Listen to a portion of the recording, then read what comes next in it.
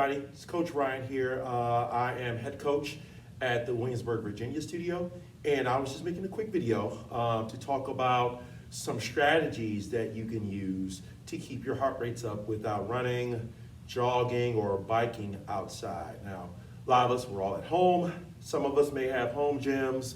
Some of us may not have home gyms, but hopefully this video will help you to get those heart rates up a little bit during your at-home workouts and to find that orange zone and to get those flat points, okay? So I'll go over a lot of things. You can always pause, take notes. I have my notes here because I got a lot of things I want to talk about, and hopefully I'll make it as brief as I can. But this is all to help you out to get those heart rates up without running or jogging, biking, like I said, okay? The first thing that you need to have, okay, most important piece of equipment besides your heart rate monitor is one of these guys, okay? Stopwatch, whether you use an actual stopwatch, whether you use a watch, Apple Watch, regular watch, whatever, you're gonna need to keep track of time, okay? So this is probably, besides the heart rate monitor, this is the most important thing that you will need in terms of keeping your heart rate up during your at-home workouts. Now, I'm gonna break this down a little bit. First half of the video, I'll talk about, maybe a little bit less, about strength training, okay? And then the second half will be solely cardio-based workouts, okay? So a lot of you may be doing strength training, whether you have your own home gym, whether you have dumbbells or weights at your house or home gym, great, okay? You're gonna need strength training because, again, strength training, all right, helps to build lean body mass, okay? Also, that helps to increase your metabolic rate, helps to burn calories, and to bring that body fat down, okay? So we're not gonna be just doing cardio, okay? Cardio and strength training will help for maximal and optimal results, okay? So some of you, strength training, but you still wanna keep your heart rate up a little bit if you're going through a strength training session, okay? So I got a couple of strategies and tips for you in order to keep your heart rates up or to elevate your heart rates a little bit while you're doing your strength training session without sacrificing your performance in your strength training session. That's the key, okay? Number one, okay, you wanna time your sets, okay, or time your rest in between sets. So no more than 30 to 60 seconds in between your sets, whether you're doing sets of 10, sets of 15, 20, whatever, okay? You don't wanna take no more than 60 seconds. Most of us out here, if you're in the Orange Theory world, most of us aren't power lifters, okay? So you're gonna get those heart rates up, all right? And you don't want them to come down too low during your session because then you'll start to lose the endurance effect or muscle building effect, whatever your goal is, okay? Most of us aren't power lifters, so you don't need more than a minute in between your sets. So 30 to 60 seconds, time your rest periods in between sets. We tend to count faster in our heads when we're working. We tend to count slower when we're not working. And we tend to lounge around, sulk, whatever, after your set is done. So again, that's why the stopwatch is important. Time your sets, or time your rest periods in between your sets, okay? Now, a couple other things that you can do in terms of how to structure your strength workout to get your heart rates up a little bit more. Supersets and compound sets. So what is a superset? A superset is a series of two movements that are non-competing that you do back to back, all right, without rest in between or minimal rest. Your only rest should be the transition between exercise 1 and exercise 2, and that will help to elevate your heart rate a little bit, okay? So what do I mean by non-competing movements? Movements that work different muscle groups. For example, if I want to do a superset for my arms, I'll maybe do a set of bicep curls, okay, as my first exercise, and then maybe right after, a set of tricep kickbacks for the second movement, okay? It could also be something like a push and pull. So my push exercise could be something like push-ups, all right, for exercise number 1. And then the second exercise, a pull movement, where I'm working my posterior muscles. Maybe if I have a suspension trainer like a TRX or a jungle gym at home, low rows, maybe I can do a makeshift row station where I take 2 chairs, place a broom or a mop handle in between the chairs, and pull my body up like a bridge row. That's an example of what a superset would be.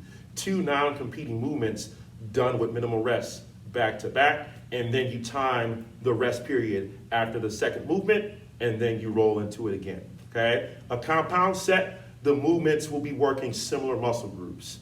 So for example, that could be something like push-ups, all right, for your first movement, and then second movement being the tricep kickbacks again, because the triceps assist in the push-up motion.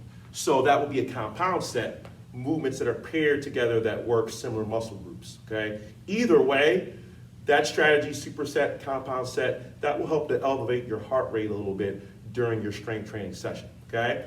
Another thing you can do is giant sets and circuits. That's where you take 3 or more exercises and pair them back to back to back with minimal rest in between movements. We will talk about that a little bit more when I get into the strictly cardio section coming up later in this video, okay?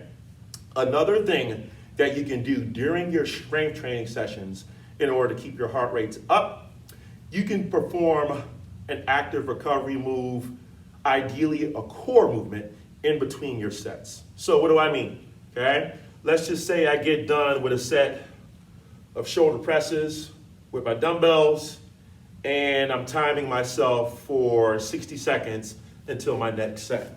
So then what I can do, once I finish my set of curls or shoulder presses, make sure my stopwatch is nearby, I can hold a plank for that minute, okay? And then after that minute is done, shake it out a little bit, okay? And then I go right into my next set, okay? So also something like maybe after my shoulder presses, crunches, okay, for 60 seconds or however long my rest period is, okay? Those movements, something like that, ideally a core movement, it will keep your body moving, okay? But you're still keeping your heart rates up and elevated a little bit. Think of it kind of as a base pace, quote unquote, a base pace in between your sets versus just stopping versus a walking recovery in between your sets or your pushes, okay? If you're gonna do that, I would recommend using core movements, okay? Planks, crunches, side planks, toe reaches, core focused movements or core targeted movements in between your sets. You don't want to do too many power moves in between your strength training session sets. So power moves like jump squats, burpees, mountain climbers, those will elevate your heart rate, definitely. Probably elevate your heart rate more than the core moves, definitely. However, we don't want to take away from the performance of the set, okay, of the strength training set, okay? If this is a strength training workout, that is the focus, okay? So you don't want to sacrifice your performance. You don't want to sacrifice your weights or quality reps just to keep your heart rates up. So that's why if you're going to use that strategy, I recommend that you use core movements. Keeps your body moving, okay? Keeps your heart rate elevated a little bit, but it doesn't take away too much from the actual work that you're doing with the dumbbells, weighted movements, or whatever that you're working today, or whatever day that you're doing in the strength training session, okay? So those are just a couple quick tips if you're doing primarily a strength training session for your at-home workout for the particular day, or for that particular workout if you're doing multiple workouts in a day, okay? So let's just say you want to do a cardio-focused workout, okay? Meaning you want to get your heart rate up and elevated, and that be the focus and not strength training, okay? And you want to do that without running, without jogging, without biking. Maybe you don't want to go outside to run or jog. Maybe you want to stay in your house, in your home gym, in your garage, whatever. You want to stay grounded at home, all right? You don't want to run, but you want to get your heart rate up. You want to earn some splat points, okay? So I'll give you a couple strategies in order to achieve that, okay? So one thing I'll say in general is that power moves help to elevate your heart rate, in this particular case, okay? So I'll go through a few. I'll do a quick demo for a couple of them, but you can be creative with these things, okay? So a power move, something that'll get your heart rate up, okay, could be something just as simple as quick feet. Okay, you'd be surprised if you do this quick feet for long enough, you'd be surprised as to how high you can get your heart rate up just doing that. Okay, you could do a side-to-side shuffle. Okay, again, the longer you do this, okay, you're not running, low impact. Okay, the longer you do this, the more your heart rate is going to be elevated. Okay, or something like a high knee. Okay, where you're bringing those knees up. Okay, nice and quick. Okay, you get to about that 15, 20-second range with a high knee, your heart rate is definitely going to be elevated. Okay, now traditional movements that we tend to see in class, okay, something like a jump squat. Okay, when you land on a jump squat, you want to go right into that next rep. Landing soft, that takes away the shock of the joints, and then that impact goes to the muscles versus your knees and your ankles if you go right into that next rep, okay? What if you don't want to jump, but you still want to get your heart rate up in the squat? Another option, calf raise instead of jump. Here's another option that you may not have thought of. Regular squat, you just go quicker. Good form, weight back in the heels, okay? Good form, getting your heart rate up. A quick squat like that will also help to bring up your heart rate throughout the workouts, okay? Another squat variation, okay? Squat jacks, where you bring the feet in as you explode up. Get the option, you can just step the feet in, okay? Now, something that's more upper body targeted, okay? Two of my favorite movements to use during cardio only workouts, okay? Push-ups. It's a strength move, but it's also a really, really fantastic move when you're making up a cardio circuit. Hands under the chest, butt down, all the way down and up. Remember, the option, it can be done from the knees. If you want to add a little flavor to it, make it a power push-up. Okay, explode the hands up off the floor. Again, same option. It can be done from the knees, or you can have a chair, couch, bed. You can have your hands elevated on that as another option, okay? Next movement, okay, mountain climbers. The OTF world know these as running man, okay? Personally, the running man, okay, brings up my heart rate faster than any other body weight movement, including burpees, okay? So you're gonna be in that high plank position, and then you're gonna quickly drive the knees in toward the chest, not bringing your knees all the way in toward the chest. That's where I start to lose my hip anchor. So your knees come to about hip level, okay?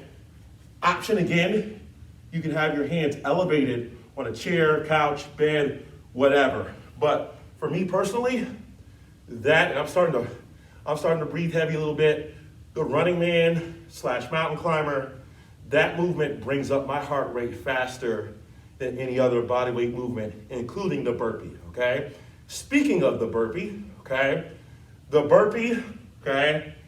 one of the more, probably I would say it is one of the most, if not the most polarizing exercise out there. But it's a fantastic movement because you work the entire body in the burpee, okay? Now, the OTF world, a standard burpee, you start in the high plank position, you explode your feet toward the hands, and you try to land on your heels when you get to that top, and then explode up into a jump when you get back. Find that squat, jump up. Now, as an option, you get calf raise instead of jump. You can also walk the feet down and back, try to land in that squat position, and up, okay? Now, OTF world, that's the standard burpee. We could do a whole bunch of things with that, okay? You could add a push-up at the bottom for the full burpee, okay? You could also add the lateral side-to-side shuffle to the burpee, okay? Once you get to each end, come up, okay? You can add weights to it. So adding dumbbells, all right, to hit that jump or the standard burpee. There are lots and lots of variations to the burpee. I won't go through them all. I can make a separate video on burpee variations, but you get the idea, okay? So I just wanted to demo a couple of power movements, okay, that you can use for the particular strategies that I have coming up for you, okay? Now the first strategy you may have seen online, okay? You may have seen the abbreviation, okay, EMOM, okay? So again, EMOM, what does that stand for? Every minute on the minute. So that means every minute you start a particular exercise, okay, and then you do a set number of reps. And then after you get done with those reps, okay, you take the remainder of that minute to recover, okay? And then once the next minute starts, you start another round of that movement, or if you have a circuit, you start the first round of the different movements. So, for example, every minute on the minute, let's just say I'll use 10 jump squats, 10 burpees, okay? I start my clock to start the workout. I perform 10 jump squats. Let's just say those 10 jump squats took me 15 seconds, okay? After those 10 jump squats, I will have 45 seconds to rest, okay? Once my stopwatch begins that next minute, I'll perform 10 burpees, okay? Let's just say that 10 burpees took me 30 seconds. That means I have 30 seconds to recover before I start my next round of 10 jump squats, okay? With that type of style of workout, you could set as many exercises as you like, but make sure you set a prescribed amount of time, okay? So let's just say for that 10 jump squat, 10 burpee every minute on the minute workout, I'll set my clock for 10 minutes. So that means I'll do each movement 5 times in that 10 minutes, okay? So every minute, every fresh minute, once it starts, I'll hit 10, and then the remainder of that minute, I get to recover. A challenge for that, let's just say if I'm doing every minute on the minute, 10 jump squats, and I finish my 10, let's just say I got 30 seconds to recover. Challenge, I can do quick feet for 30 seconds. I can side to side shuffle for 30 seconds, all right? That's the challenge, but you can take as much recovery as you need with whatever time that you have remaining, okay? Another strategy, Tabata, okay? Tabata are 4-minute sets, okay? So a Tabata, you perform a movement at high intensity for 20 seconds, and then you have 10 seconds of rest. And you perform that 8 times for a total of 4 minutes. So let's just say I'm gonna do a burpee Tabata. So once I start my clock, I'll do as many burpees as I can for 20 seconds, high intensity, 10 seconds rest, and then I repeat that 7 more times, okay? So again, 20 seconds of high intensity, 10 seconds of rest, all right? You perform that for 8 rounds, which makes for a total of 4 minutes. When you're doing Tabatas, you could stack up as many Tabatas as you like. Let's just say maybe if you want a 20-minute workout, okay, you perform 5 Tabatas. You could do multiple movements in a single Tabata. So I can use my jump squat burpee set for the Tabata. Okay, first 20 seconds of work, I'll do the burpees. 10 seconds of rest. The next, okay, 20 seconds of work, I'll do my other exercise and then rest 10 seconds, and I keep going back and forth for 8 rounds, 4 apiece, which totals 4 minutes, okay? So that's another strategy that you can use, Tabata, T-A-B-A-T-A, Tabata, okay? Next series or style that you can use are time intervals. It's kind of similar to Tabata. And what I would suggest is 30-30 or 40-20, okay? So what does that mean, okay? Let's just say I'll take a particular exercise like mountain climbers. And what I'm gonna do is I'm gonna set my timer for 10 minutes or 15 minutes or 20 minutes, whatever it is, okay? If I'm gonna do 30-30, every minute will be 30 seconds of work, 30 seconds of rest. 30 seconds work, 30 seconds of rest. And I will continue that pattern with the mountain climbers for the full 10 minutes, 15 minutes, or 20 minutes. That's what I recommend if you're gonna do that style, one of those three, 10 minutes, 15 minutes, or 20 minutes. Okay, challenge 40-20, 40 seconds of work, 20 seconds of rest, okay? So with that, okay, the 30-30, okay, that's a 1-to-1 work to rest ratio, meaning, okay, you get just you get just the same amount of rest as you have work, okay? With the 40-20 interval, you're doing twice as much work as you're getting rest. Okay, so the 40-20, that's a really challenging one, team. So again, I recommend 30-30 to start, somewhere beginner, intermediate range, okay? If you really feel like an all-star that day, 40-20, okay? 40 seconds work, 20 seconds rest. But like I said, if you pick the right exercise or exercises, that one is really tough. That one is guaranteed to get your heart rate up, guaranteed to earn splat points, okay? Now, one more strategy that you can use is giant sets, circuits. I mentioned this toward the end of the strength training portion of the video. So what you can do, you can set a list of, let's just say 4 to 5 exercises, okay? And set a prescribed number of reps. And then after that, you set a prescribed number of amount of time, okay? And then you repeat those exercises, those movements until your timer gets done, okay? So a circuit, example. I'm gonna be simple here. I'm gonna pick 3 movements, okay? I'll pick jump squats, I'll pick burpee, and then I'll pick crunches, okay? I'm gonna keep it simple. I'll do 10 reps apiece, okay?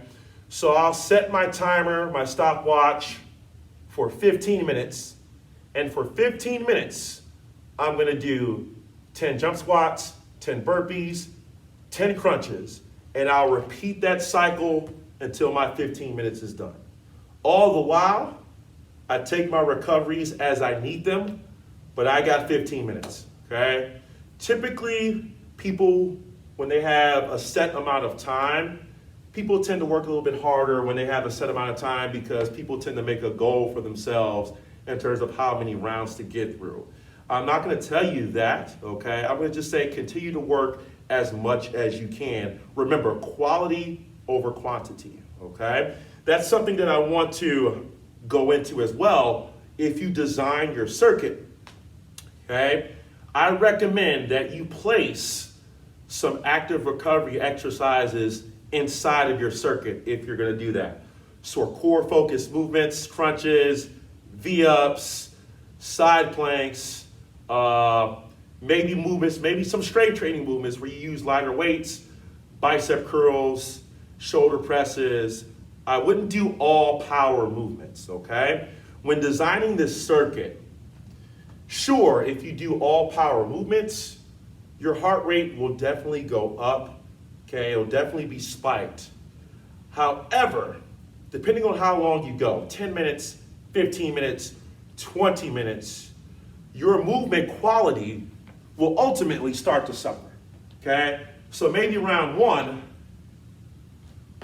my jump squats are pristine.